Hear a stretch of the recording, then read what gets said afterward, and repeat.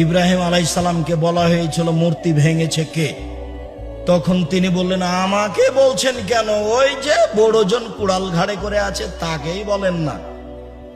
তখন তারা বলল, হ্যাঁ ও কথা বলতে পারে, তার কথা বলো মানে?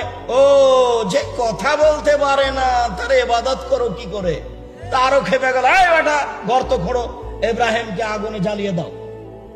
ইব্রাহিম সেদিন জানছেন যে আমি ভেঙেছি, তবুও তিনি নিজের কথা না বলে বলছেন, ওই যে বড়জনকে জিজ্ঞাসা করেন, বলে দিবে কে ভেঙেছে।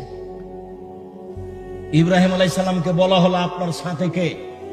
আরব ভূখণ্ডে সবচেয়ে সুন্দরী মহিলা এ কে? তখন উনি বললেন, এ আমার বোন।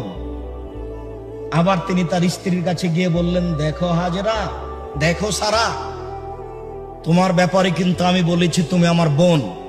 তুমি যদি এখন বলো যে এটা আমার স্বামী, তাহলে আমরা মিথ্যুক হয়ে যাব। ফালা তুকাদ্দিব বিহাদিসি, তুমি আমাকে যেন মিথ্যুক প্রমাণ করো না আমার কথাই। যখন তাকে গ্রামের লোক ডেকেছিল, চলো যাই মেলা যাই, তখন তিনি বলেছিলেন, ইনি সাকিম, আমি একটু অসুস্থ। এইগুলো তার মিথ্যার আশ্রয় ছিল হকের লক্ষ্যে। কোনো কারণে যদি হক বাস্তবায়ন করার প্রয়োজন হয় তখন আপনি নিতে পারেন, সেটা ভিন্ন কথা। তবে যার মুখকে লোহার লাঠি দিয়ে চিরে দেওয়া হচ্ছে সে হলো মিথ্যুক।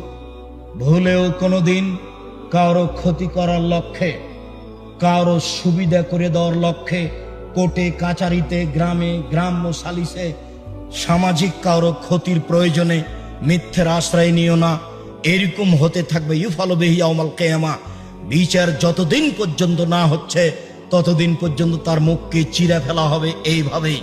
ওয়া রাজুলুন ইসতাখ বিহি রাসু, আর ওই যে লোক যার মাথাকে পাথর দিয়ে, লোহা দিয়ে ভেঙে চৌচির করা হচ্ছিল, রাজুলুন আলেম, উনি হচ্ছেন মাওলানা মানুষ।